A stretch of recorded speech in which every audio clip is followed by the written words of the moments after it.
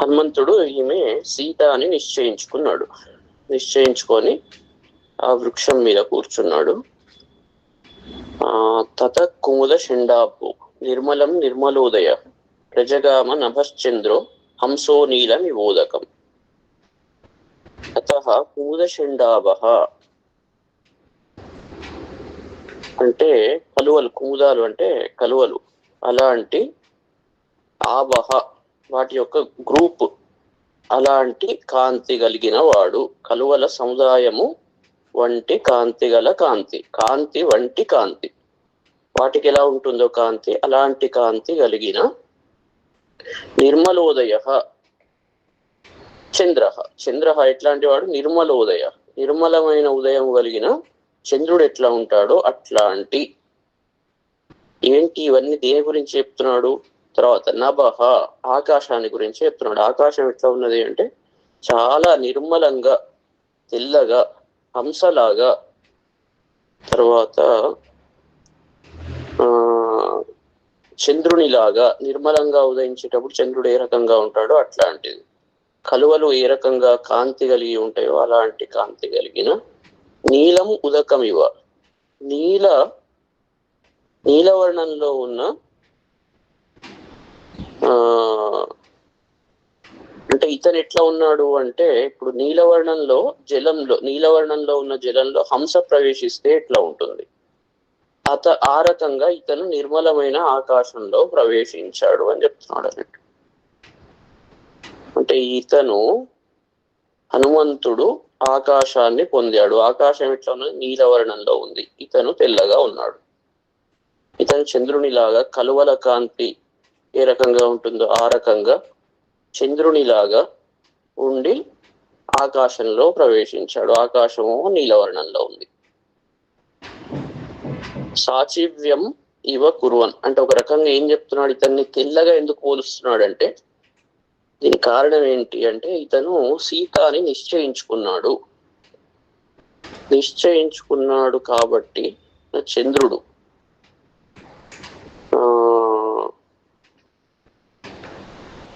ఇక్కడ చంద్రుడు గురించి చెప్తున్నాడు అన్నట్టు. ఈ చంద్రుడు ఆకాశంలో ప్రవేశించాడు అని చెప్తున్నాడు. అయితే ఏంటి, ఇతను కాదు, ఇతను చెట్టు దగ్గరనే ఉన్నాడు. చంద్రుడు ఆకాశంలో ప్రవేశించాడు. ఎందుకు, కారణం ఏంటి, చంద్రుడిని ఇట్లా తెల్లగా ఎందుకున్నాడు, ఇదంతా ఎందుకు చెప్తున్నాడు అంటే, హనుమంతుడు చంద్రుడు మనఃకారకుడు. హనుమంతుడు ఇప్పుడు శాంతిని పొందాడు. ఈమె సీత అని నిశ్చయించుకొని ఒక సత్వగుణాన్ని పొందాడు. ఇంతసేపు తమో గుణాన్ని, రజోగుణాన్ని, వాటిని ఆశ్రయించాడు. ఏంటి అని నిశ్చయం చేసుకోలేకపోయినాడు. కాబట్టి అతని మనస్సు పరిపరి విధాలుగా సంచరించింది. ఇప్పుడు ఏం చెప్తున్నాడు అంటే, అతని మనస్సు ఆ రకంగానే ఆకాశంలో ఈవెంట్స్ కనబడుతున్నాయి. ఇప్పుడు మన యొక్క తత్వాన్ని బట్టి మనకు బయట విషయాలు కూడా అట్లనే కనబడుతుంటాయి. అదే విధంగా ఇతని మనస్సు చాలా నిర్మలంగా ఉంది కాబట్టి అక్కడ కనబడే విషయం కూడా చాలా నిర్మలంగా కనబడుతుంది. అక్కడ చంద్రుడు ఎట్లా ఉన్నాడంటే నిర్మలమైన ఉదయం కలిగిన వాడై ఆకాశాన్ని పొందాడు అని అట్లా ఆ సిచ్యువేషన్ పరంగా చెప్తున్నాడు. హనుమంతుడు చాలా శాంతంగా ఉన్నాడు ఇప్పుడు. దానికి తగ్గట్టే ఆకాశంలో ఈవెంట్ జరుగుతుంది. సాచివ్యం ఇవ కుర్వన్ స ప్రభయా నిర్మల ప్రభ చంద్రమా రశ్మిభి శీతై శిషేవే పవనాత్మజం. నిర్మల ప్రభ సహ చంద్రమా ప్రభయా సాచివ్యం కుర్వన్నివ శీతైరశ్మిభి పవనాత్మజం దిశేవే.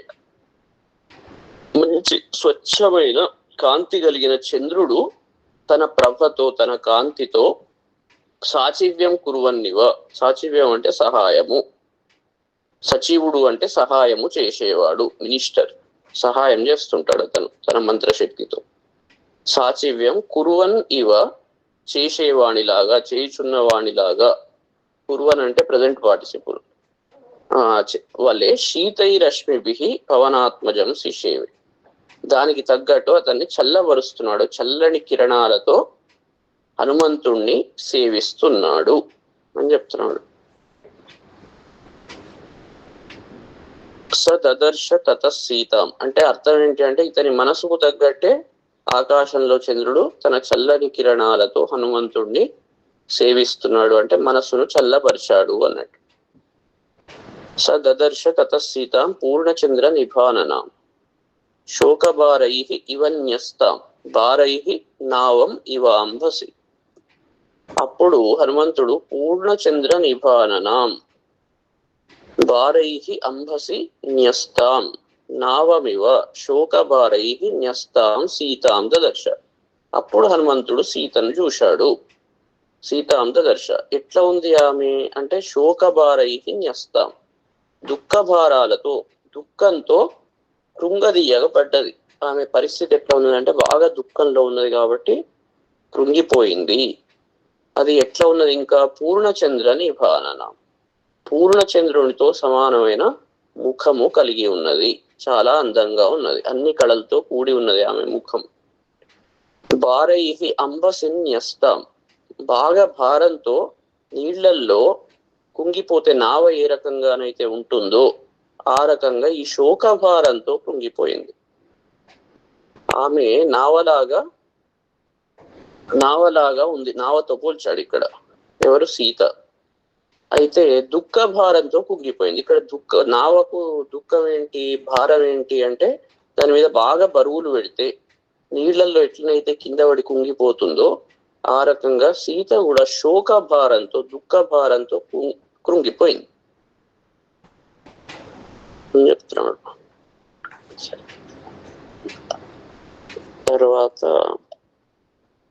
దిదృక్షమాణో వైదేహి హనుమాన్ మారుతాత్మజ సదర్శ అవిధూరస్థ రాక్షసీర్ ఘోరదర్శనా ఏకాక్షీం ఏకకర్ణాంచ కర్ణ ప్రావరణాం తథా అకర్ణాం శంకుకర్ణాంచ మస్తకోచ్ఛ్వాస నాసికాం అతికాయోత్తమాంగీంచ తనుదీర్ఘ శిరోధరాం ధ్వస్తకేశీం తథాకేశీం కేశకంబల ధారిణి లంబకర్ణ లలాటాంచ లంబోదర పయోదర లంబోష్టీం చుబుకోష్టీం చ లంబాస్యాం లంబజానుకాం రస్వాం దీర్ఘాం తథా కుబ్జాం వికటాం వామనాం తథా కరాళాం భుగ్నవక్త్రాంచ పింగాక్షీం వికృతాననా. వీళ్ళందరి గురించి అటు ఇటు సీత సమీపంలో ఎవరెవరైతే ఉన్నారో వాళ్ళ గురించి అందరి గురించి చెప్తున్నాడు. వాళ్ళు ఎట్లా ఉన్నారు అంటే ఆమె యొక్క పరిస్థితులు ఏ రకంగా ఉన్నాయి, చుట్టూ వాతావరణం ఏ రకంగా ఉన్నది. ఈమె మంచిదే, దుఃఖంతో కృంగిపోయింది. ఆ దుఃఖానికి కారణం ఏంటి, ఆమె చుట్టూ ఉన్న పరిస్థితులు ఏ రకంగా ఉన్నాయని వాళ్ళు చుట్టూ ఉన్న రాక్షసి స్త్రీలు ఎవరైతే ఉన్నారో రాక్షస స్త్రీలు వాళ్ళని చూశాడు. దగ్గరనే ఉన్నాడు, చెట్టు మీదనే కూర్చున్నాడు కాబట్టి ఆయన సమీపంలో ఉన్నారు. ఎట్లా ఉన్నారు ఇప్పుడు హనుమంతుడు దిదృక్షమాణ వైదేహి, సీతను చూడదలుచుకుంటున్నాడు అతను హనుమంతుడు సీతను దిదృక్షమాణ దృక్ష దిదృక్ష అంటే మళ్ళీ మాటికి ఇది సన్నంతంలో వస్తది వర్బు దిదృక్ష. దాన్ని అలాంటి స్థితిలో ఉన్న హనుమంతుడు మాటికి చూడదలుచుకుంటూ ఉన్న ఎవరిని, సీతను. అంటే ఆమె ఇంకా అబ్జర్వ్ చేద్దామని మాటికి ఆమె దిక్కే చూస్తున్న హనుమంతుడు అక్కడనే ఇక పక్కకి చుట్టూ కూర్చున్నారు కాబట్టి వాళ్ళ మీద కూడా దృష్టి పోయింది. కాబట్టి ఆ భయంకరమైన ఒక మంచిదాన్ని చూస్తుంటే పక్కకు వికృతంగా వాళ్ళందరూ అది చేస్తుంటే దృష్టి అటు కూడా పోతుంది. కాబట్టి ఆ భయంకరమైన దర్శనం కలిగిన ఘోర దర్శన రాక్షసీ దదర్శ. వాళ్ళు ఎట్లా ఉన్నారు, ఒకటి ఏకాక్షి, ఒకటే కన్ను ఉన్నది అంటే దాని దృష్టి సరిగ్గా లేదు. పైన చూస్తే ఒక కన్ను ఉన్నది అంటే అర్థం ఏంటంటే దానికి ఒకటే వైపు చూస్తుంది అన్నట్టు, దాని దృష్టి సరిగ్గా లేదు. అన్ని కోణాల్లో విచారించే శక్తి లేనిదైన ఒక మనిషి. ఇప్పుడు మన చుట్టూ కూడా ఉన్నాడు, వాడు ఒకటే లొల్లి పెడుతుంటాడు, వాణి కోణమే చెప్తుంటాడు. అది ఒక రకంగా వాడు ఏకాక్షి అన్నట్టు, వాని దృష్టి సరిగ్గా లేదు అన్నట్టు. తర్వాత ఏకకర్ణం, ఒకటే తను విన్నదే మొత్తం అనుకుంటారు. సో ఇది అంటే పైది చెప్తున్నా లోపలిది కూడా చెప్తున్నా. మనుషుల్లో కూడా ఏకాక్షులు ఏకకరణ ఇవన్నీ వీళ్ళందరూ ఉంటారు. నేను విన్నదే కరెక్ట్, మీరెవరు విన్నది కరెక్ట్ కాదు, ఒకటే చెవి ఉన్నది అన్నదానిలాగా ఉంటారు. కర్ణ ప్రావరణం, ఇక మొత్తం చెవులే ఆచ్ఛాదన. ఇక కొందరికో చెవులే లేవు, ఎవడి మాట వినడు, వాడు చెప్పిందే లొల్లి. అకర్ణ తర్వాత శంకుకర్ణ, శంకు వలె మునదేరిన చెవులు కలది ఒకళ్ళు. తర్వాత మస్తకోచ్ఛ్వాస నాసికం, పెద్ద ముక్కు, ఉబ్బిన ముక్కు కలిగిన వాళ్ళు. తను దీర్ఘ శిరోధరం, అంటే అన్ని అంగాలు ఏవేవి ఎట్లా ఉండాలో అట్లా ఉంటేనే బాగుంటది. ఏది ఏ పని చేయాలనో ఆ పని అన్ని సమన్వయంతో చేస్తేనే బాగుంటది.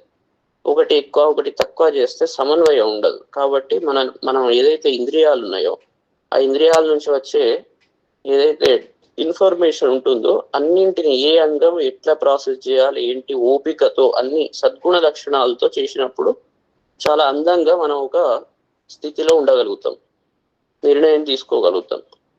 ఒకటి ఎక్కువ ఒకటి తక్కువ ఉన్నప్పుడు సరిగ్గా తీసుకోలేము. అట్లనే ఈ రాక్షసులు అంటే వాళ్లకు బుద్ధి సరిగ్గా ఉండదు, ఏది ఎలా ఉపయోగించుకోవాలో తెలియదు. దశేంద్రియాలకు లొంగి ఉంటారు కాబట్టి వాళ్లకు ఏది సరిగ్గా పనిచేయదు అన్నట్టు. ఇక్కడ వివిధ రకమైన మనుష్యులు, రాక్షసులు అంటే వివిధ రకమైన మనుష్య తత్వాలు అన్నట్టు. అట్లాంటి వాళ్ళని ఇక్కడ చూపెడుతున్నాడు. తను దీర్ఘ శిరోధరం, సన్నని పొడవైన మెడగలిగిన వాళ్ళు. ధ్వస్త కేశి, జుట్టు చెదిరిన వాళ్ళు. అకేశి, జుట్టు లేని వాళ్ళు. కేశ కంబల ధారిణి, కళ్ళుకున్న కేశాలు కలిగిన వాళ్ళు. లంబకర్ణ లలాటం, ఇట్లా లంబోష్ఠీం, పెద్ద ముఖము. చుబుకోష్ఠీం, ఈ గడ్డాలయంలో పెదవులు కలిగిన వాళ్ళు. తర్వాత లంబాస్యాం, చుబుకోష్ఠం అంటే కింది వరకు పెద్ద పెదవులు కలిగిన వాళ్ళు. లంబాస్యాం, హాస్యం వేలాడుతున్న ముఖం గల వాళ్ళు. లంబజానుకం అంటే భయంకరంగా, వాళ్ళని చూస్తే వాళ్ళ ఆకారము చాలా భయంకరంగా ఉంది అలాంటి వాళ్ళు. హ్రస్వం పొట్టిగా, దీర్ఘం పొడువుగా. కుబ్జాం గూనున్నవాళ్ళు. వికటం వంకరగా ఉన్నవాళ్ళు. వామనం పొట్టివాళ్ళు. కరాళం ఎత్తైన పళ్ళు గల వాళ్ళు. భుగ్నవక్త్రం, తర్వాత వంకరమూతి. పింగాక్షి పచ్చటి కళ్ళు. వికృతానన వికారంతో కూడిన ముక్కు. అంటే మనుష్యుల్లో మనం ఈ దీంట్లో భాష్యార్థము లోపలి అర్థం. భాష్యార్థం ఏంటంటే ఇట్లా చూడంగానే భయపడేలాగా, ఆకర్షణ కాకుండా భయం గొలిపేలాగా ఉన్న ముఖాలు. మనుషులు లోపల కూడా సేమ్ తత్వాలతో ఉంటారు ఇలాంటి వాళ్ళే. తర్వాత వికృతాః పింగళాః కాళీ క్రోధనా కలహప్రియా. కాళాయస మహాశూల కూటముద్గర ధారిణి. వరాహ మృగశార్ధూల మహిషాంగ శివాముఖి. గజోష్ట్ర హయపాదీశ్చ నిఖాత శిరసోపరా. ఏకహస్తైశ్చ పాదాశ్చ ఖరకర్ణ్యశ్వ కర్ణికా. గోకర్ణీర హస్తికర్ణీశ్చ హరికర్ణీస్తదా పరా. అనాసా అతినాసాశ్చ తిర్యంనాసా వినాశిక. గజసన్నిభ నాసాశ్చ లలాటోచ్ఛ్వాస నాసిక. ఎంతమంది ఉన్నారంటే ప్రపంచంలో ఎన్ని రకాల క్వాలిటీస్ ఉంటాయో వీటిని బట్టి చూడవచ్చు. హస్తిపాద, మహాపాద, గోపాద, పాదచూళిక. అతిమాత్ర శిరోగ్రీవ, అతిమాత్ర కుచోదరి. అతిమాత్రాస్య నేత్రాశ్చ దీర్ఘ జిహ్వానకాస్తత. అజాముఖీర్ హస్తిముఖీర్ గోముఖీ సూకరీముఖీ. హయోష్ట్ర ఖరవక్త్రాశ్చ రాక్షసీర్ ఘోరదర్శన. శూలముద్గర హస్తాశ్చ క్రోధనా కలహప్రియ. కరాళ ధూమ్రకేశీశ్చ రాక్షసీర్ వికృతానన. పిబంతి సతతం పానం సదా మాంస సురాప్రియా. మాంస శోణిత దిగ్ధాంగీర్ మాంస శోణిత భోజన. తా దదర్శ కపిశ్రేష్ఠో రోమహర్షణ దర్శన. స్కందవంతం ఉపాసీనా పరివార్య వనస్పతి. ఇక ఒక్కొక్కళ్ళు వీళ్ళ రాక్షస స్త్రీలను వాళ్ళ తత్వాలనన్నీ చెప్తున్నాడు అన్నట్టు. వికృతంగా ఉన్నవాళ్ళు, పచ్చని వాళ్ళు, పచ్చకామెర్లు ఉన్నవాళ్ళు అన్నట్టు. లోకం అంతా వాళ్లకు పచ్చగా కనబడుతుంది. కాళీ నల్లని వాళ్ళు, ఎప్పుడు తమో గుణంతో చూసేవాళ్ళు. క్రోధన కోప స్వభావం కలిగిన వాళ్ళు. కలహప్రియ, ఎప్పుడు కలహం అంటే వాళ్ళకు బాగా ఇష్టం. తర్వాత కాళాయస మహాశూల కూటముద్గర దారిణి, పెద్ద పెద్ద శూలాలు ఉద్గరాలు ఎప్పుడు కొడదామా తందుదామా అన్నట్టున్నారు వీళ్ళు. తర్వాత వాళ్ళ ముఖాలు ఎట్లా ఉన్నాయి, పందులు, లేళ్లు, పూలులు, దున్నపోతులు ఇట్లాంటి అనేక రకాల జంతు ముఖాలు కలిగిన వాళ్ళు. అంటే వాళ్ళకి ఇలాంటి బుద్ధులు ఉంటాయి ఆ జంతువులకు, వీళ్ళ తత్వాలు కూడా గట్లనే ఉన్నాయి. గజోష్ట్ర హయపాదిష్ట, ఏనుగులు, ఒంటెలు, గుర్రాలు ఇట్లాంటి పాదాలు కలిగిన వాళ్ళు. నిఖాత శిరసహ, కుదించుకుపోయిన తలలు గలవాళ్ళు అలా కొందరు. ఏకహస్తై, ఒకటే చెయ్యి ఒకటే పాదము కలిగిన వాళ్ళు. అంటే వికారం ఏది ఎలా ఉండాలో అలా అంగాలు లేని వాళ్ళ గురించి అన్ని రకాలుగా చెప్తున్నాడు. హస్తికర్ణిశ్చ, ఏనుగు వంటి చెవులు గలవాళ్ళు. హరికర్ణిశ్చ, కోతి చెవుల వంటి వాళ్ళు. ముక్కు లేని వాళ్ళు, పెద్ద ముక్కున్న వాళ్ళు, అడ్డం ముక్కున్న వాళ్ళు, వంకర ముక్కున్న వాళ్ళు, తర్వాత ఈనుగు ముక్కు వంటి ముక్కు గల వాళ్ళు. ఇట్లా ఇవన్నీ చెప్తున్నాడు. ఇది ఏంది అంటే దీన్ని బట్టి లాస్ట్కి ఎక్కడికి పట్టుకుపోదాం. ఎప్పుడు తాగేవాళ్ళు, వాళ్ళ పని అది. ఎప్పుడు మాంసం తినేవాళ్ళు, అంటే ఇంద్రియాలకు పూర్తిగా లొంగిపోయి బుద్ధి భ్రష్టమయ్యి ఆ తమో గుణాన్ని కొందరు బాగా ఎంజాయ్ చేస్తుంటారు. వాళ్ళకి అదే ఆనందం. వాళ్ళే ఆనందం, ప్రపంచంలో మా అంత ఆనందాన్ని ఎవరు అనుభవిస్తలేరు అన్నట్టు వాళ్ళు ఫీల్ అవుతుంటారు. అంటే పంది బురదలో పొర్లుకుంటూ నా అంత ఆనందాన్ని ప్రపంచంలో ఎవరు అనుభవిస్తలేరు అని వాళ్ళు అనుకుంటారు అన్నట్టు. వాళ్ళ తత్వం అదే ఎంజాయ్ చేస్తుంటారు. వాళ్ళకు వేరే తెలియదు, వేరే ఆనందం బావిలో కప్పలాగా అదే ప్రపంచం అనుకుంటూ వాళ్ళు ఉంటారు. ప్రపంచం బయట చాలా ఉంది అనేది తెలుసుకోరు. ఎందుకంటే వాళ్ళు ఇంద్రియాలకు వీటికి లొంగి ఉన్నారు కాబట్టి కంట్రోల్లో లేరు అన్నట్టు. ఇంద్రియాల కంట్రోల్లోకి వాళ్ళు వెళ్ళిపోయినారు. అలాంటి వాళ్ళని రాక్షసులు అంటారు. ఎవరైతే అన్నిటిని కంట్రోల్లో పెట్టుకొని దివ్య లక్షణాలు కలిగి ఉంటారో వాళ్ళు దేవతలు. అంతే, మనలోనే రాక్షసులు ఉన్నారు, మనలోనే దేవతలు ఉన్నారు. తర్వాత అట్లాంటి వనస్పతిం పరివార్య, వీళ్ళందరూ ఆ వృక్షం చుట్టూ, సీత కూర్చున్న చుట్టూ కూర్చున్నారు. కూర్చొని తా రాక్షసి కపిశ్రేష్ఠ దదర్శ, అలాంటి వాళ్ళను హనుమంతుడు చూశాడు. అంటే ఇప్పుడు జీవితంలో చాలా మంచి వాళ్ళ చుట్టూ కూడా అనేకమైన కష్టాలు వస్తాయి. మంచి వాళ్ళ చుట్టూ కూడా అనేకమైన రాక్షస శక్తులతో కూడి ఉంటారు. వాళ్ళ పరిస్థితి దైవ నిర్ణయం. ఇంతకుముందు చెప్పినట్టు కాలం మంచిగా లేకుంటే ఎవరికైనా తప్పదు అన్నట్టు, మంచి వాళ్ళ చుట్టూ కూడా రాక్షస లక్షణాలు కలిగిన వాళ్ళతో వాళ్ళు కూడి ఉంటారు. అలాంటి పరిస్థితుల్లో ఇప్పుడు సీత ఉన్నది అన్నట్టు. తస్యాధస్తాశ్చ తాందేవీం రాజపుత్రీం అనిందిత లక్షయామాస లక్ష్మీవాన్ హనుమాన్ జనకాత్మజాం. లక్ష్మీవాన్ హనుమాన్ తస్య అధస్తాత్ రాజపుత్రీం జనకాత్మజాం అనిందితాం తాం దేవీం లక్షయామాస. చాలా లక్ష్మీవాన్, ఇతనెవరు? లక్ష్మీవాన్, మంచి శోభ కలిగిన హనుమంతుడు. అతను ఆ వృక్షము కింద ఉన్న రాజపుత్రీం, రాజకుమారి అయిన సీతను అనిందిత, ఆమెలో ఎలాంటి దోషము లేదు, నింద చేయడానికి అవకాశమే లేదు. అలాంటి ఆమె తాం దేవి, అన్ని కష్టాల్లో ఉన్న ఆమె ఎవరు, బుద్ధిమంతులు ఎవరు ఏమీ అనలేరు. ఎందుకంటే అలాంటి సద్గుణాలతో కూడి ఉన్నది. అలాంటి సీతాదేవిని లక్షయామాస, అక్కడ లక్ష్మీవాన్ కాబట్టి మళ్ళీ లక్ష్య అని రెండు అదే పదంతో తయారు చేశాడు. చూచాడు, లక్ష్య పెట్టాడు. లక్ష్య అంటే టార్గెట్ వైపు మనం గురి పెట్టామన్నట్టు. లక్షయామాస, చూచాడు అన్నట్టు, చాలా స్పష్టంగా చూశాడు. తర్వాత నిష్ప్రభాం శోక సంతప్తాం మల సంకుల మూర్ధజాం క్షీణపుణ్యాం చుతాం భూమౌ తారాం నిపతితామివ. ఆమె ఎట్లా ఉన్నది? నిష్ప్రభాం, శోక సంతప్తాం, కాంతి కోల్పోయినది. నిష్ప్రభాం, ప్రభను కోల్పోయినది. శోక సంతప్తం, ఎందుకు అంటే శోకంతో, ఒక రకంగా అక్కడ పక్కకే దాంతో తప్పింపబడినది, శోకంతో తప్పింపబడ్డది కాబట్టి కాంతి కోల్పోయింది. మల సంకుల మూర్ధజ, మురికితో వ్యాకులమైన కేశాలు కలిగినది. అంటే సరిగ్గా స్నానము అవన్నీ అలంకారాలు లేకపోవడంతో మురికితో ఆమె కేశాలు కూడి ఉన్నాయి. క్షీణ పుణ్యం. పుణ్యం అంటే పుణ్యము క్షీణించినప్పుడే ఇలాంటి పరిస్థితులు ఎదురైతాయి మనిషికి. ఎంత మంచాళ్ళైనా అప్పుడప్పుడు పుణ్యము సరిగ్గా కాలం సరిగ్గా కలిసి రాకుంటే కష్టాలు వస్తాయి అన్నట్టు ఇక్కడ కూడా క్షీణించిన పుణ్యము కలిగినది, అందుకే ఈ కష్టాలు పడుతుంది. ఎలాంటి సిచ్యువేషన్స్ లో ఉంది. చ్యుతాం భూము నిపతితాం తారామివ అంటే ఆకాశం నుండి స్వర్గం నుండి భూమి మీద పడ్డ నక్షత్రం లాగా ఉంది. ఆమె ఎట్లా ఉండాలి? స్వర్గంలో మెరుసుకుంటుండాలి. కానీ ఆ స్వర్గంలో మెరిసే నక్షత్రం ఎప్పుడైతే దాని పుణ్యము క్షీణిస్తుందో భూమి మీద పడి రాలిపోతుంది. అలాంటి పరిస్థితి సీతకు ఉంది. ఆమెను చూస్తే ఒక నక్షత్రం లాగా దివ్యమైన కాంతి కలిగినది.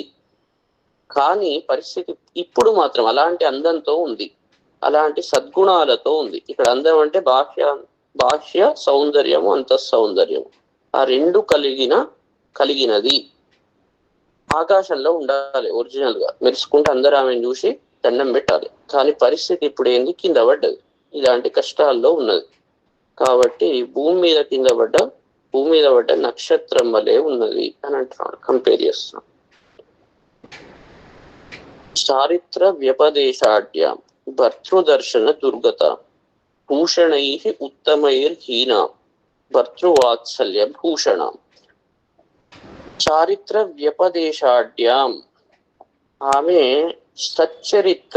చరిత్ర అనే విశేషంతో ఐశ్వర్యవంతురాలు. ఆమె చాలా ఐశ్వర్యవంతురాలు. దేనితో అని క్వశ్చన్ వస్తుంది. ఐశ్వర్యం అంటే బాగా డబ్బులున్నాయా, పొలాలున్నాయా, ఇంకేమున్నవి అంటే లేదు, ఆమె సచ్చరిత్రనే ఆమె యొక్క ఐశ్వర్యము అని చెప్తున్నాడు. తర్వాత భర్తృదర్శన దుర్గత అంటే ఈమె యొక్క సచ్చరిత్ర ఇంకా పెరుగుతున్నది, ఇక్కడ ఏం తగ్గుతులేదు. అంటే ఇలాంటి కండిషన్లు, ఇట్లాంటి టెస్టింగ్ టైంలో కూడా ఆమె యొక్క క్వాలిటీస్ అట్లనే ఉంచుకున్నది. అంటే చాలా హై క్వాలిటీ ఉన్నది కాబట్టి అట్లాంటి కష్టాల్లో కూడా అదే లక్షణాలను ఆమె ఇంకా కంటిన్యూ చేస్తుంది. అందుకే ఆమె చరిత్ర ఇంకా పెరుగుతుంది. కానీ ఇప్పుడు కష్టాలు వచ్చిన చరిత్ర తగ్గదు, ఎందుకంటే ఆ లక్షణాలు అవే చూపెడుతుంది. ఆమె లక్షణాలు ఇక్కడ మార్చుకోలేదు. కాబట్టి ఈ సందర్భంలో కూడా ఆమె సచ్చరిత్ర ఇంకా పెరుగుతూనే ఉంటది, ఉచ్చ స్థితిలోనే ఉంటది. భర్తృదర్శన దుర్గత కానీ భర్త దర్శనం విషయంలో మాత్రం దరిద్రురాలు, సచ్చరిత్ర విషయంలో మాత్రం ఐశ్వర్యవంతురాలు. మళ్ళీ దానికి కాంట్రడిక్టరీ స్టేట్మెంట్ ఏంటంటే ఐశ్వర్యవంతురాలు, ఆమె యొక్క సచ్చరిత్ర పెరుగుతుంది కానీ భర్త మాత్రం దగ్గర లేడు కాబట్టి ఆ విషయంలో మాత్రం దరిద్రురాలు అయితే లేకుండా ఉన్నది. కాబట్టి ఉత్తమై భూషణై హీనా, ఎంత అద్భుతంగా ఉన్నది చూడండి. ఆ కంపారిజన్ మనం ఓన్లీ ఒకటే చూస్తాం, వాచ్యార్థం. ఇతను ఎంత పైకి లోపలికి తిరుగుతున్నాడు, ఈతలు కొడుతున్నాడు కవి. ఈ యొక్క సాహిత్యం ఈ ప్రపంచంలో ఇది బాహ్య అంతఃసౌందర్యం విషయంలో పైకి కిందికి ఈత కొడుతున్నాడు అన్నట్టు. సముద్రంలో పైన కింద కొద్దిసేపు పైకి తేలుతున్నాడు, కొద్దిసేపు లోపలికి పోతున్నాడు. అట్లా ఈ కవి మన ఈ తత్వము అనే బాహ్య తత్వం ఇదేంటి కనబడుతుంది, లోపలి తత్వం కనబడదు. చాలా బుద్ధితో తెలుసుకోవాల్సిన విషయం. సముద్రంలో ఒక లోపలికి మనిషి ఉన్నాడు అనుకోండి, నదిలో, అతను కనబడడు, పైకి తేలినప్పుడు కనబడతాడు. ఇతను ఇట్లనే కవి ఏం చేస్తున్నాడు అంటే ఇక్కడ ఒక్కొక్కటి చూస్తుంటే ఈత కొడుతున్నాడు. ఈత ఎట్లా కొడుతున్నాడు అంటే కొద్దిసేపు పైకి కనబడుతున్నాడు, మళ్ళీ లోపలికి వస్తున్నాడు, మళ్ళీ పైకి లేస్తున్నాడు, లోపలికి వస్తున్నాడు, పైకి లేస్తున్నాడు. ఆడుకుంటున్నాడు అన్నట్టు, బాహ్య అంత సౌందర్యాల విషయంలో ఆడుకుంటున్నాడు. ఇక్కడ ఏం చెప్తున్నాడు? ఉత్తమై భూషణై హీన అంటే పైకి కనబడే ఉత్తమ భూషణాలతో హీనాం శూన్యురాలు, అవేం వేసుకోలే కాబట్టి. కానీ భర్తృవాత్సల్య భూషణ, భర్త యొక్క ప్రేమ అనే భూషణాలు మాత్రం వేసుకున్నది. అది మాత్రం దాంట్లో శ్రీమంతురాలు, ఐశ్వర్యవంతురాలు. సచ్చరిత్ర విషయంలో ఐశ్వర్యవంతురాలు. తర్వాత భర్తృవాత్సల్యం అనే లోపలి భూషణం ఏదైతే ఉంటుందో, ప్రేమ అనే భూషణం, అక్కడ ఐశ్వర్యవంతురాలు, అది కలిగి ఉన్నది. కానీ పైన మాత్రం అలంకారాలు లేవు, భర్త దగ్గర లేడు. ఆ విషయంలో, ఆ రెండు విషయాల్లో ఆమె దరిద్రురాలు, శూన్యురాలు అని చెప్తున్నాడు. తర్వాత రాక్షసాధిప సమృద్ధ బంధువిశ్చ వినాకృత వియూథాం సింహ సమృద్ధాం బద్ధాం గజవధూమివ. రాక్షసాధిప సమృద్ధాం. ఈ రాక్షసాధిపుడైన వీడు ఎవడైతే ఉన్నాడో రావణాసురుడు, వానితో సమృద్ధాం బంధింపబడినదై ఉన్నది. బంధుభిహి వినా, దగ్గర ఎవరు బంధువులు లేరు, అట్లా లేకుండా చేయబడ్డది. కృతాం, బంధుభిహి వినా కృతాం, ప్యాసివ్ వాయిస్ స్టేట్మెంట్. వియూథాం సింహ సమృద్ధాం. వియూథాం గుంపు లేదు, అంటే బంధువుల గుంపు లేదు. తర్వాత సింహ సమృద్ధాం, సింహంతో అడ్డగించబడినది. ఈ రాక్షసరాజు ఎవడైతే ఉన్నాడో వాడు అట్లాంటి వాంతో అడ్డగించబడి బంధింపబడినదైన గజవధూమివ, ఆడ ఏనుగులాగా ఉంది. ఈమె ఆడ ఏనుగైతే ఈమె ఆడ ఏనుగులాగా ఉంది. ఈమెను ఈ దుష్టుడు ఎవడైతే ఉంటాడో, ఆడ ఏనుగు చుట్టూ ఓ గుంపు ఉంటది, కానీ ఇక్కడ మాత్రం సింహం వచ్చే వరకు అందరు వెళ్ళిపోతారు.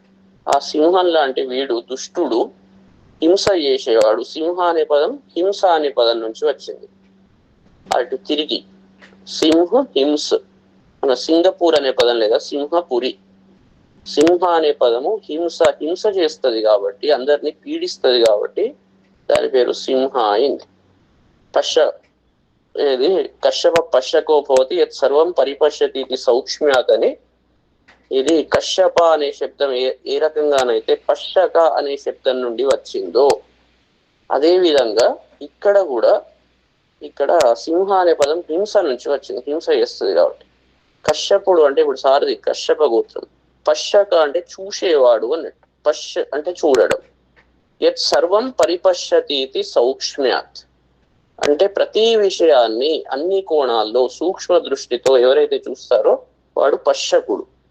అదే రివర్స్ అయి కశ్యపుడు అయింది. సార్ లక్షణాలకు కరెక్ట్ గా ఆయన గోత్రం సూట్ అవుతుంది. అన్ని విషయాలను సూక్ష్మ దృష్టితో అన్ని కోణాల నుంచి చూసేవాడు, చాలా సూక్ష్మంగా, పైన కాదు. తర్వాత ఈ శివ అనే పదం కూడా వశకాంతౌ, అది కూడా అట్లనే వచ్చింది. గజవధూమివ, మర అంటే రామ అని తర్వాత చేస్తాడు అట్లనే అన్నట్టు. ఇవన్నీ ఆలోచిస్తూ దానిలాగా చూశాడు. ఇక్కడ ఆడ ఏనుగులాగా సీతాదేవి కనబడుతున్నది. ఈ దుష్టుడు తన సింహంలాగా అడ్డుకొని హింస చేసేందుకు ఉన్నాడు కాబట్టి దుష్టతత్వంతో కూడి ఉండి ఈమెను బాధ పెడుతున్నాడు అని చెప్తున్నాడు. చంద్రరేఖాం పయోద అంతే శారదాభ్రై ఇవావృత క్లిష్టరూపాం అసంస్పర్శాత్ అయుక్తామివ వల్లకీం పయోదాంతే శారదాభ్రై ఆవృతాం చంద్రరేఖామివ. ఎట్లా ఉన్నది? పయోదాంతే అంటే వర్షాకాలంలో అంతంలో, శారదాభ్రై ఆవృత శరత్కాల మేఘాలతో కప్పబడిన చంద్రరేఖాం ఇవ, ఆ మేఘాలతో చంద్రరేఖ కప్పబడితే ఏ రకంగా ఉంటుందో అలా ఉంది. అసంస్పర్శాత్ క్లిష్ట రూపాం అయుక్తాం వల్లకీమివ అంటే సంస్కారం లేకపోవడం వల్ల చాలా కాంతి విహీనంగా ఉంది. స్నానాదులు అలంకారాలు ఎవరైతే ఏ రకంగానైతే చేసుకోవాలో ఆ యొక్క అక్కడ ఫెసిలిటీస్ అవన్నీ లేకపోవడం వల్ల, అలాంటి మనస్సు అక్కడ లేదు కదా, పరిస్థితి అట్లా లేదు కాబట్టి ఆ సంస్కారాలు లేకపోవడం వల్ల పైకి బాహ్యంగా కాంతి విహీనంగా ఉంది. అయుక్తం వల్లకీమివ అంటే వీణ ఏదైతే ఉంటుందో, వీణ చాలా అద్భుతమైన రాగాలను పలుకుతుంది, కానీ దాని తీగలు సరిగ్గా సరి చేయకుండా ఉంటే పలుకవు. అలాంటి పరిస్థితుల్లో అంటే సంస్కారం, తీగలు సరిగ్గా సరి చేయలేదు అంటే సంస్కారము లేదు.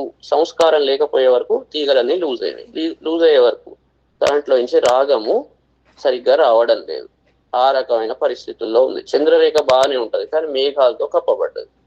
కప్పబడే వరకు అది సరిగ్గా కనబడదు. అలాంటి పరిస్థితుల్లో ఆమె ఉంది. తర్వాత సీతాం భర్తృవశే యుక్తాం అయుక్తాం రాక్షసీ వశే అశోక వనికామతి శోకసాగరం ఆప్లుతాం తాభి పరివృతాం తత్ర సగ్రహాం ఇవ రోహిణి దదర్శ హనుమాన్ దేవి లతాం అకుసుమాం కుసుమాం ఇవ. ఏం చెప్తున్నాడు హనుమంతుడు, హనుమాన్ భర్తృవశే యుక్తాం రాక్షసీ వశే అయుక్తం. ఈమె భర్త వశంలో ఉండడానికి తగినది, అలాంటి లక్షణాలు కలిగినది, భర్త వశంలో ఉండాలి. కానీ రాక్షసీ వశే అయుక్తం, రాక్షసుల వశంలో ఉండడం అయుక్తం, తగనిది.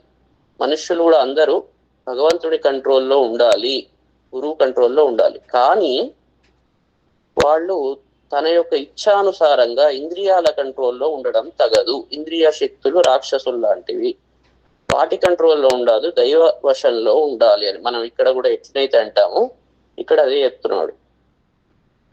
భర్త వశంలో ఉండడానికి తగినది, ఈ రాక్షసుల వశంలో ఉండడానికి తగినది కాదు.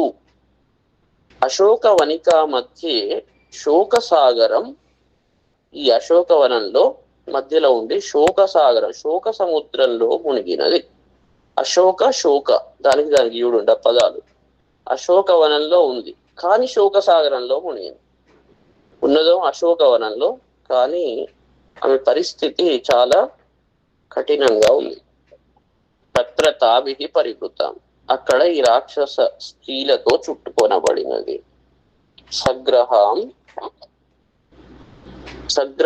రోహిణీమివ, ఈ గ్రహాలతో కూడిన రోహిణి, గ్రహాలు అంటే ఏంటి, శని కుజుడు, రోహిణి శకటం అని చెప్పాలి, రోహిణి శకట భేదం. ఈ రోహిణి శకటం, రోహిణి నక్షత్రం చాలా అందమైనది, కానీ గ్రహాలతో కూడుకొని ఉన్నప్పుడు దాని అందం నశిస్తుంది. అలాంటి పరిస్థితుల్లో ఉంది ఇక్కడ. అకుసుమాం లతామివ, పుష్పములు లేని తీగలాగా ఉంది. తీగ ఎప్పుడైతే పుష్పాలతో కూడి ఉంటుందో అప్పుడే దానికి అందం ఉంటుంది. కానీ ఈ సీతాదేవి పుష్పాలు లేని తీగలాగా ఉంది. అలాంటి దేవీం సీతాం దదర్శ, అలాంటి స్థితిలో ఉన్న ఆమెను చూశాడు. సామలేన చ దిగ్ధాంగి వపుషా చాప్యలంకృత మృణాళి పంకదిగ్దేవ విభాతి న విభాతి చ. మురికి చేత మలేన దిగ్ధాంగి వపుషా చాపి అలంకృత, అంటే మురికితో, దిగ్ధాంగి అంటే పూయబడిన శరీరం కలిగింది. అక్కడ చుట్టూ మట్టి అదంతా పడుతున్నది, కానీ దానికి తగ్గట్టు స్నాన అలంకారాలు లేవు కాబట్టి అదే మట్టితో ఎప్పుడు కూడుకొని ఉన్నది. ఆమె శరీరం అంతా మట్టితో, మురికితో కూడి ఉన్నది. వపుషా చాపి, అలాంటి అంటే మట్టే ఈమెకు అలంకారాలు అయిపోయినాయి అన్నట్టు. ఆమె దేహం అంతా దీంతో ఈ మురికే అలంకారం లాగా అయిపోయింది. అలా అంటే ఆ దేవి పంకదిగ్ధ మృణాలీవ విభాతి న విభాతి చ, అంటే బురదతో, ఇప్పుడు నదిలో బురదలో ఒక తామర ఉంటే, తామర తూడు ఉంటే అది ఎట్లనైతే ప్రకాశిస్తుంది, ప్రకాశించదు. ఈమె కూడా ఈ శరీరం మీద అంతా మలినం మురికి కూడి ఉన్నది. కానీ లోపల ఆమె యొక్క సహజ సౌందర్యము పద్మలతలాగా వెలుగుతున్నది, అంటే ఒక రకంగా వెలుగుతున్నది. కానీ మురికి ఉండడం చేత మళ్ళీ వెలుగుతులేదు. రెండు రకాలుగా చెప్తున్నాడు అన్నట్టు. అంటే ఆమెలో రెండు గుణాలు, ఏకకాలంలో రెండు గుణాలు కనబడుతున్నవి. మురికి ఒకవైపు ఉంది, ఆమె సహజ సౌందర్యం ఒకవైపు ఉంది. మురికి వల్ల ప్రకాశిస్తులేదు, సహజ సౌందర్యం వల్ల ప్రకాశిస్తుంది. మలినేనతు వస్త్రేణ పరిక్లిష్టేన భామిని సంవృతాం మృగశాభాక్షీం దదర్శ హనుమాన్ కపి. తాం దేవీం దీనవదనాం అదీనాం భర్తృతేజస రక్షితాం స్వేన శీలేన సీతాం అసితలోచనాం. కపి హనుమాన్ పరిక్లిష్టేన వస్త్రేణ సంవృతాం, హనుమంతుడు ఏంది, నలిగిపోయిన మలినమైన వస్త్రంతో చుట్టబడిన ఆ సీతాదేవిని, మృగశాభాక్షి లేడి పిల్ల వంటి కళ్ళు కలిగినది, దీనవదనాం ముఖము బాగా దీనంగా ఉంది, కష్టాల్లో ఉన్నది కాబట్టి దీనంగా ఉంది. భర్తృతేజస అదీనాం, భర్త యొక్క తేజస్సుతో దైన్యము లేనిది. మళ్ళీ లోపల పైకి దీనంగా ఉంది, కానీ లోపల మాత్రం ధైర్యం ఉన్నది. ఇవన్నీ విరుద్ధమైన లక్షణాలు. ఒకవైపు దూరం ఉన్నాడు కాబట్టి దీనంగా ఉండాల్సి వస్తుంది, ఉంటారు కూడా. కానీ లోపల నుంచి ఆ భర్త యొక్క తేజస్సు దాన్నే ధ్యానిస్తున్నది కాబట్టి అక్కడ దైన్యము లేనిది. భర్త తేజస్సుతో కూడి ఉన్నది. స్వేన శీలేన రక్షితం, తన శీలంతో రక్షింపబడినది. ఆమె యొక్క క్యారెక్టర్ తో ఆమె ఎల్లప్పుడూ రక్షింపబడుతుంది. అసిత లోచన, ఆమెకు ధైర్యమైంది. ఆమెను రక్షించేది ఏంటి అంటే ఆమె యొక్క క్యారెక్టర్ లోపల నుంచి. అసిత లోచన, నల్లని నేత్రాలు కలిగినది. అంటే చుట్టూ ఏది చూసినా బయటంతా ఒక రకంగా తమో గుణం అని అన్నట్టు. బయటంతా నల్లగానే బాహ్య నేత్రాలు ఏవైతే ఉన్నాయో అంత తమో గుణంతో కూడి ఉన్నది అక్కడ. భామిని తాం దేవీం సీతాం తదర్శ, అట్లాంటి సౌందర్యము కలిగిన ఆ దేవిని చూశాడు. తాం దృష్ట్వా హనుమాన్ సీతాం. లోకల్లో కూడా చాలా మంది కష్టాల్లో ఉన్నప్పుడు చాలా గొప్ప క్యారెక్టర్ ఉండి కూడా కష్టాల్లో ఉంటారు. ఎవరు వాడి మాట వినరు, వాడు ఏది చేసినా తప్పు అంటారు. ఇట్లాంటి చాలా చాలా సిచ్యువేషన్స్ కనబడుతుంటాయి.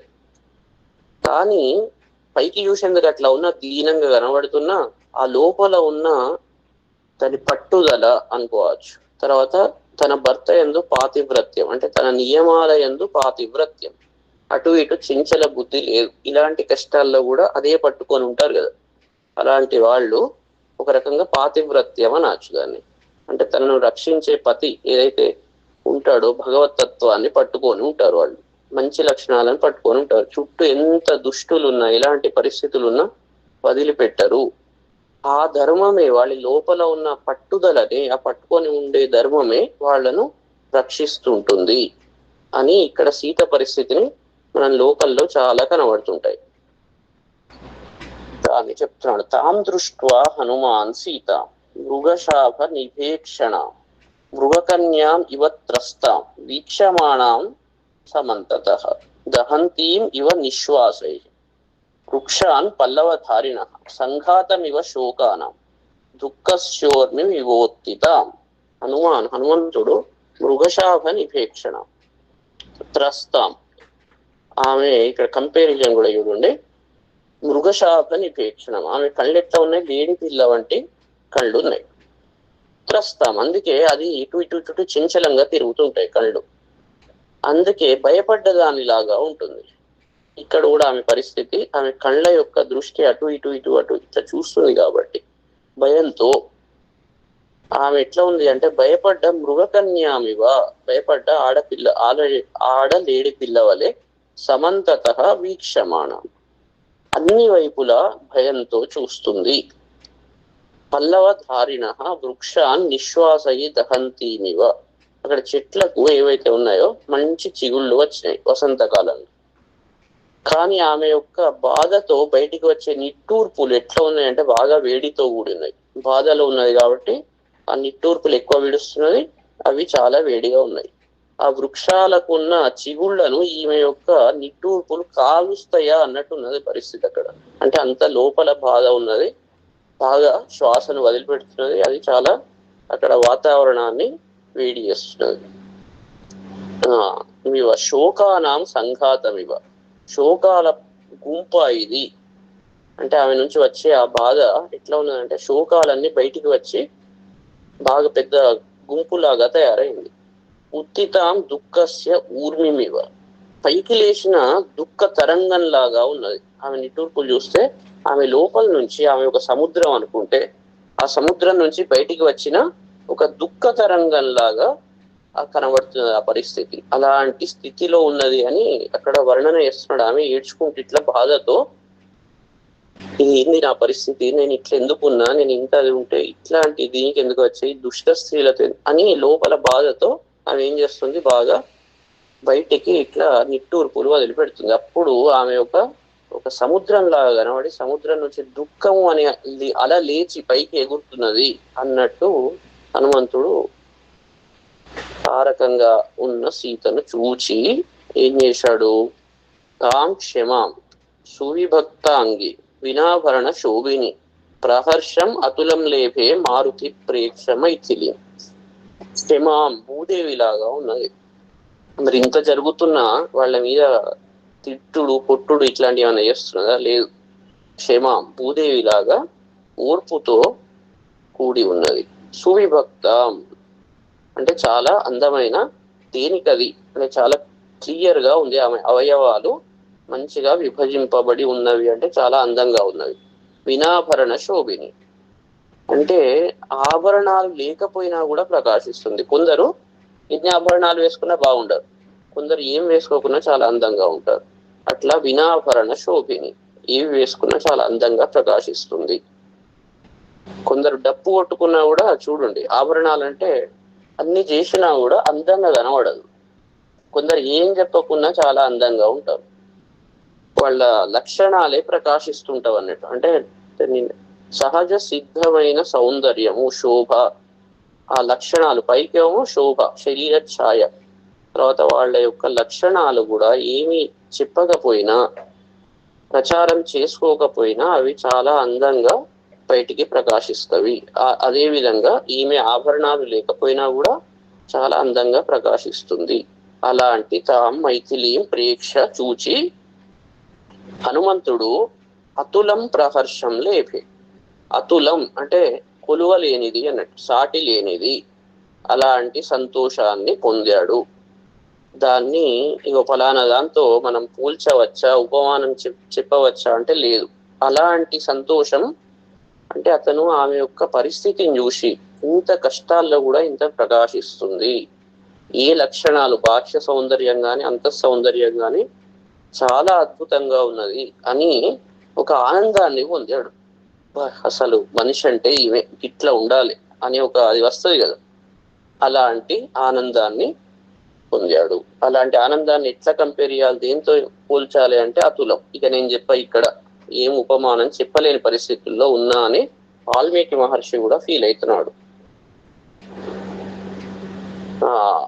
హర్షజానిచ సోశ్రూణి తాం దృష్ట్వా మదిరేక్షణ మూచే హనుమాన్స్తత్ర నమశ్చక్రే చ రాఘవం. ఏం చెప్తున్నాడు ఆ హనుమంతుడు? మదిరేక్షణం తాం, మత్తును కలిగించే నేత్రాలు కలిగిన ఆమెను, ఆమె నేత్రాలు చాలా అందంగా ఉన్నాయి అంటే ఆమె దృష్టి చాలా అందంగా ఉంది. అక్కడ చూచి, అలాంటి సౌందర్యవతిని అక్కడ చూచి, హర్షజాని ఆనందం వల్ల కలిగే అశ్రుని కన్నీళ్లను మూచే, ఆ ఆనందంతో కన్నీళ్లు వచ్చినాయి. బాగా ఎమోషనల్ అయినాడు. ఆమెను చూసి ఆ పరిస్థితికి ఒకవైపు దుఃఖము ఈ పరిస్థితికి, ఇంకోవైపు అబ్బా ఇలాంటి పరిస్థితిలో ఇట్లా ఉంది అని సంతోషం. అలాంటి సీతకు ఇంత దుఃఖంలో కూడా ఇంత పట్టుదలతో ఎక్కడ లొంగట్లేదు అని. మామూలు కష్టాలు వస్తాయి, చాలా మంది అంటారు ఏంది మేము చాలా బాగా చేస్తాం ఇట్లా ఇట్లా అని. పరిస్థితి వచ్చి టెస్టింగ్ టైం వచ్చే వరకు ఓడిపోతారు. ఇక్కడ కూడా ఈమె టెస్టింగ్ టైంలో ఉన్నది. ఆమె క్యారెక్టర్ చాలా సీత గొప్పది అది ఇది అని అందరు అంటారు కదా, కానీ ఇప్పుడు పరిస్థితి ఎట్లా ఉన్నది, బాగా ఆమె పరీక్షా సమయం అన్నట్టు. పరీక్షా సమయంలో కూడా మొదలు చెప్పిన లక్షణాలను ఎవరైతే చూపెడతారో వాళ్ళు మాత్రమే పతివ్రతలు. పతివ్రతలు అంటే పట్టుకున్న దాన్ని గట్టిగా పట్టుకున్న వాళ్ళు అన్నట్టు. అంటే ఏదైతే చెప్పారో లక్షణాలు, పరీక్షా సమయంలో అవే లక్షణాలను ప్రదర్శిస్తే వాళ్ళు పతివ్రతలు అన్నట్టు. ఇక్కడ సీతాదేవి ఆ పరీక్షా సమయంలో అవే లక్షణాలు, ఏవైతే లక్షణాలు ఆమెకు ఉన్నాయో ఇలాంటి సమయంలో కూడా అవే లక్షణాలను ప్రదర్శిస్తుంది. ఒకడు మామూలుగా లంచం తీసుకోడు, బాగానే ఉంటది. ఒక్కసారి వానికి 100 కోట్లు వచ్చినాయి, అది పరీక్షా సమయం అన్నట్టు. ఒక రకంగా 100 కోట్లు వచ్చినాయి కదా అని తీసుకుంటాడు కదా, కథం ఓడిపోయినాడు.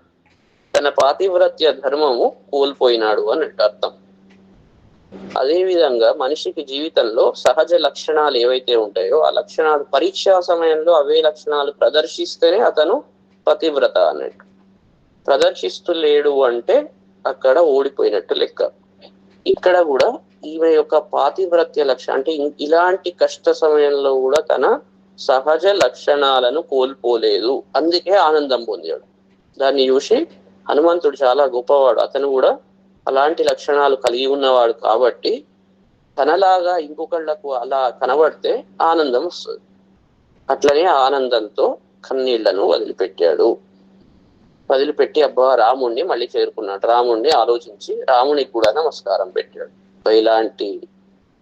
ఇలాంటి భార్య ఉన్నది నీకు, నీకు తగ్గట్టే ఉన్నది అని ఆయనకు కూడా నమస్కారం పెట్టాడు.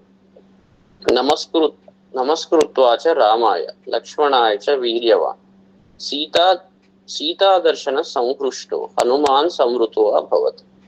సీతాదర్శన సంహృష్ట, సీత యొక్క దర్శనంతో బాగా సంతోషించిన వీర్యవాన్, ఈ పరాక్రమవంతుడైన హనుమంతుడు రామాయ లక్ష్మణాయ, రామలక్ష్మణులకు నమస్కారం పెట్టి సంవృత అభవత్, మళ్ళీ చెట్టు ఆకుల్లో అణగి ఉన్నాడు. అంటే సీత దర్శనం అంటే ఇక్కడ ఏంటి, సీత లక్షణం ఏ రకంగా ఉంటది, ఇలాంటి పరిస్థితుల్లో కూడా జీవాత్మ అంత పాతివ్రత్య ధర్మాన్ని, అంటే తనను నమ్మిన ధర్మాన్ని అన్నట్టు, తను ఏదైతే జీవితంలో నమ్మాడో, నేను ఇది నమ్మాను, ఇది నా లక్షణాలు అని మనం అనుకుంటాం కదా, ఆ లక్షణాలను కఠిన సమయంలో కూడా వదిలిపెట్టకుండా ఆ లక్షణాలను ఎప్పుడైతే మనం ఉంచుకుంటామో మనం పతివ్రతలం అన్నట్టు. కష్టాలు వచ్చినప్పుడు వీటిని వదిలిపెడితే పతివ్రతలం కాదన్నట్టు. అంటే మన గుణగణాలు ఏవైతే ఉంటాయో వాటిని ఎల్లప్పుడూ రక్షించుకోవాలి. సీతాదేవి దానికి ఒక పెద్ద ఎగ్జాంపుల్. ఆ యొక్క గుణాలను రక్షించుకుంది కాబట్టి దాని విషయం హనుమంతుడు చాలా సంతోషపడి మళ్ళీ చెట్టు చాటున దాగాడు.